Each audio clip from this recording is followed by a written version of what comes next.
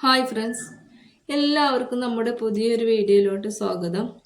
ഇന്നത്തെ നമ്മുടെ റെസിപ്പി എന്ന് പറയുന്നത് കപ്പ ബിരിയാണിയുടെ റെസിപ്പിയാണ് കേട്ടോ. എല്ലാവർക്കും ഇഷ്ടപ്പെടുന്ന നല്ലൊരു റെസിപ്പിയാണ്. ബ്രേക്ക്ഫാസ്റ്റ് ആയിട്ടും അതുപോലെ തന്നെ ഡിന്നറായിട്ടൊക്കെ കഴിക്കാൻ പറ്റിയ നല്ല റെസിപ്പിയാണ് കേട്ടോ ഇത്. അപ്പോൾ നിങ്ങൾ കപ്പയും ബീഫും കിട്ടുന്ന സമയത്ത് ഒന്ന് ട്രൈ ചെയ്ത് നോക്കുക. വീഡിയോ കണ്ടിട്ട് ഇഷ്ടപ്പെടുകയാണ് എങ്കിൽ നമ്മുടെ ചാനലൊന്ന് സബ്സ്ക്രൈബ് ചെയ്ത് സപ്പോർട്ട് ചെയ്യാൻ മറക്കരുത്. അതുപോലെ തന്നെ നമ്മുടെ വീഡിയോക്ക് ലൈക്കും കൂടെ കൊടുക്കാൻ മറക്കരുത് കേട്ടോ.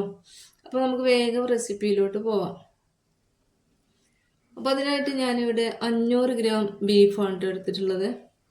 ബീഫ് നല്ലപോലെ കഴുകി വൃത്തിയാക്കി വെച്ചതാണ്. അതിലേക്ക് ഉപ്പ് നമ്മൾ ഇട്ട് കൊടുത്തിട്ടുണ്ട്. ഇനി എരിവിന് ആവശ്യമുള്ള മുളക് പൊടി ചേർത്ത് കൊടുക്കാം.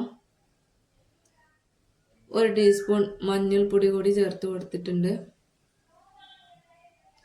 ഇനി നമുക്ക് മല്ലിപ്പൊടി ചേർത്ത് കൊടുക്കാം. മല്ലിപ്പൊടി കുറച്ച് അധികം ചേർത്ത് കൊടുക്കുന്നുണ്ട് കേട്ടോ. 3 ടീസ്പൂൺ ചേർത്ത് കൊടുത്തിട്ടുണ്ട്. മല്ലിപ്പൊടി ചേർത്ത് കൊടുത്തതിന് ശേഷം നമുക്ക് അല്പം ഗരം മസാല ചേർത്ത് കൊടുക്കാം. ഇത് ഗരം മസാലയാണ്. ഇനി നമുക്ക് ചേർത്ത് കൊടുക്കാനുള്ള കുരുമുളക് പൊടിയാണ് കേട്ടോ.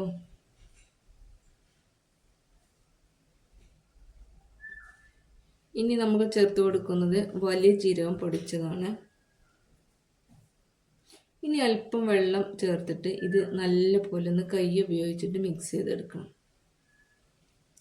പൊടികളൊക്കെ ബീഫിൻ്റെ എല്ലാ വശത്തും വരുന്ന രീതിയിൽ നല്ലപോലെ ഒന്ന് മിക്സ് ചെയ്തെടുക്കുക. എന്നിട്ടൊരു 5 മിനിറ്റ് നമ്മൾ റെസ്റ്റ് ചെയ്യാനായിട്ട് വെക്കുന്നുണ്ട് കേട്ടോ. ഈ സമയത്ത് നമുക്ക് ബീഫിലേക്ക് ആവശ്യമുള്ള ഗ്രേവി തയ്യാറാക്കാം. അതിന് വേണ്ടിയിട്ട് ഒരു കുക്കർ അടുപ്പത്ത് വെച്ച് കൊടുത്തിട്ടുണ്ട്.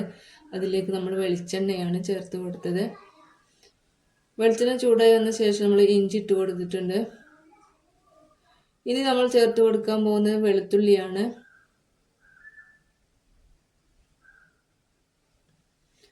വെളുത്തുള്ളിയുടെയും ഇഞ്ചിയുടെയും ഒക്കെ പച്ചമണം മാറി വരട്ടെ. ഇനി ഈ സമയത്ത് നമുക്ക് ഇതിലേക്ക് കറിവേപ്പില ഇട്ട് കൊടുക്കാം.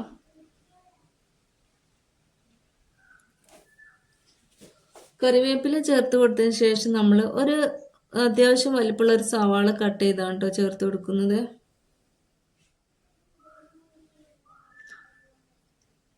സവാള ചേർത്ത് കൊടുത്തതിന് ശേഷം നമ്മൾ ചേർത്ത് കൊടുക്കുന്നത് ചെറിയ ഉള്ളിയാണ്, കൊച്ചുള്ളി. കാരണം നമ്മൾ ബീഫും ചിക്കനൊക്കെ കുക്ക് ചെയ്യുന്ന സമയത്ത് ചെറിയ ഉള്ളി ചേർത്ത് കൊടുക്കുമ്പോഴാണ് നല്ല ടേസ്റ്റ് കിട്ടുക.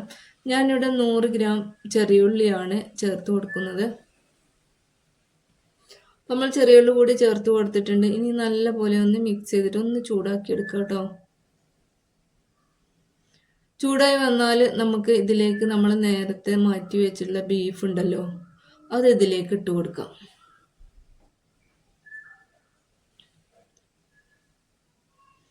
അപ്പോൾ നമ്മൾ ബീഫ് ചേർത്ത് കൊടുക്കുന്നുണ്ട്. ബീഫ് ചേർത്ത് കൊടുത്തതിന് ശേഷം നല്ല പോലെ ഒന്ന് മിക്സ് ചെയ്തെടുക്കണം. ഉള്ളിയും അതുപോലെ തന്നെ ഇഞ്ചിയൊക്കെ വെളുത്തുള്ളിയൊക്കെ എല്ലാ വശത്തും വരുന്ന രീതിയിൽ നല്ല പോലെ ഒന്ന് മിക്സ് ചെയ്ത് കൊടുക്കാം. എന്നിട്ട് നമ്മളിതിലേക്ക് അല്പം വെള്ളം ചേർത്ത് കൊടുക്കുന്നുണ്ട് കേട്ടോ. വളരെ കുറച്ച് മാത്രം. കാരണം നമ്മളിതിൽ പൊടികളൊക്കെ ചേർത്ത് കൊടുത്ത സമയത്ത് കുറച്ച് വെള്ളം ചേർത്തല്ലോ. ഇനി വളരെ കുറച്ച് മാത്രം വെള്ളം ചേർത്ത് കൊടുക്കാം. ഇപ്പോൾ നമ്മൾ ബീഫ് ചൂടായിട്ടുണ്ട് കണ്ടോ, വെള്ളം വരുന്നത്. ഇനി വളരെ കുറച്ച് മാത്രം വെള്ളം ചേർത്ത് കൊടുക്കുന്നുള്ളൂ. എന്നിട്ട് നമ്മൾ വെള്ളം ചേർത്ത് കൊടുത്ത ശേഷം ഇന്ന് അടച്ചു വെച്ചിട്ട് വേവിച്ചെടുക്കുക കേട്ടോ. ഇത്ര മാത്രം വെള്ളം ചേർത്ത് കൊടുക്കുന്നുള്ളൂ കേട്ടോ. ബീഫിൻ്റെ ഒപ്പം ഇങ്ങനെ നിൽക്കുന്ന രീതിയിൽ ഒന്ന് ഇളക്കി കൊടുത്തതിന് ശേഷം അടച്ചു വെച്ചിട്ട് നമുക്ക് ഇതൊന്ന് വേവിച്ചെടുക്കാം. ഈ സമയം കൊണ്ട് നമുക്ക് കപ്പ ഒന്ന് വേവിച്ചെടുക്കാം കേട്ടോ. കപ്പ ഞാൻ നേരത്തെ പറഞ്ഞല്ലോ, 1 കിലോഗ്രാം കപ്പയാണ് എടുത്തിട്ടുള്ളത്. കപ്പ ഇതുപോലെ ചെറിയ പീസുകളായിട്ട് കട്ട് ചെയ്തെടുത്തിട്ടുണ്ട് കേട്ടോ. ഇനി ഇതിലേക്ക് ആവശ്യത്തിലുള്ള ഉപ്പ് ചേർത്ത് കൊടുക്കാം. ഉപ്പ് ചേർത്ത് കൊടുത്ത ശേഷം ഒന്ന് ഇളക്കി കൊടുത്തിട്ട് നമ്മൾ ഒന്ന് അടച്ചു വെച്ചിട്ട് വേവിച്ചെടുക്കുകയാണ് ചെയ്യുന്നത്. കുക്കറിൽ വേണമെങ്കിൽ വേവിച്ചെടുക്കാം കേട്ടോ. ഇളക്കി കൊടുത്തിട്ടുണ്ട്. ഇനി ഇത് അടച്ചു വെച്ച് കൊടുക്കാം. അത് നമ്മൾ കപ്പ ഒന്ന് നല്ലപോലെ വെന്ത് വരട്ടെ. കപ്പ വേവുന്ന സമയം കൊണ്ട് ഇപ്പോൾ കപ്പയും ബീഫും നമ്മൾ അടുപ്പത്ത് വെച്ചിട്ടുണ്ട്. ഈ സമയം കൊണ്ട് നമുക്ക് ഇതിലേക്ക് ചെറിയൊരു പരിപാടി കൂടെ ഉണ്ട്. 1 കപ്പ് തേങ്ങ വറുത്തെടുക്കണം കേട്ടോ. അപ്പോൾ അതിന് വേണ്ടിയിട്ട് പാൻ അടുപ്പത്ത് വെച്ചിട്ടുണ്ട്. പാനിലേക്ക് നമ്മൾ വെളിച്ചെണ്ണയും കറിവേപ്പിലയും ചേർത്ത് കൊടുത്തിട്ടുണ്ട്. ഇനി അതിലേക്കാണ് നമ്മൾ തേങ്ങ ഇട്ട് കൊടുക്കുന്നത്. തേങ്ങ ചെറിയ തീയിൽ വെച്ചിട്ട് വേണം വറുത്തെടുക്കാനായിട്ട്. തീ കൂടിക്കഴിഞ്ഞ് നമ്മൾ തേങ്ങ കരിഞ്ഞു പോകും. അപ്പോൾ ഒരു 10-12 മിനിറ്റൊക്കെ എടുത്തിട്ടുണ്ട് തേങ്ങ നല്ലപോലെ വറുത്തെടുക്കാനായിട്ട്. ഇനി ഇത് നല്ലപോലെ ഇടയ്ക്കിടയ്ക്കൊന്ന് ഇളക്കി കൊടുക്കാൻ മറക്കരുത്. ഏകദേശം ഒരു 12 മിനിറ്റ് സമയം നമ്മൾ വേവിച്ചെടുത്തിട്ടുണ്ട് തേങ്ങ. എന്നിട്ട് അവസാനം എന്താ ഈ ഒരു കളറാവുന്നത് വരെ നമ്മൾ വറുത്തെടുക്കണം. നല്ല സ്മെല്ലൊക്കെ വരുന്നുണ്ട് കേട്ടോ. ഈ സമയത്ത് നമ്മൾ കപ്പ നല്ലപോലെ വെന്ത് വന്നിട്ടുണ്ട്. കണ്ടോ,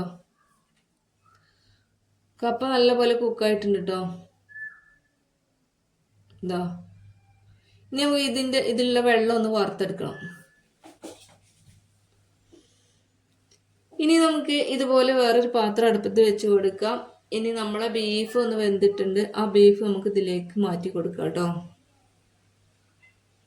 എന്താ ബീഫ് ഇതിലേക്ക് ഇട്ട് കൊടുത്തിട്ടുണ്ട്. ഇനി ഇതിൻ്റെ മുകളിലേക്കാണ് നമ്മൾ വെള്ളം വാർക്കാനായി വെച്ചിട്ടുള്ള നമ്മുടെ കപ്പ കൂടി ഇതിൻ്റെ മുകളിൽ ഇട്ട് കൊടുക്കുകയാണ്.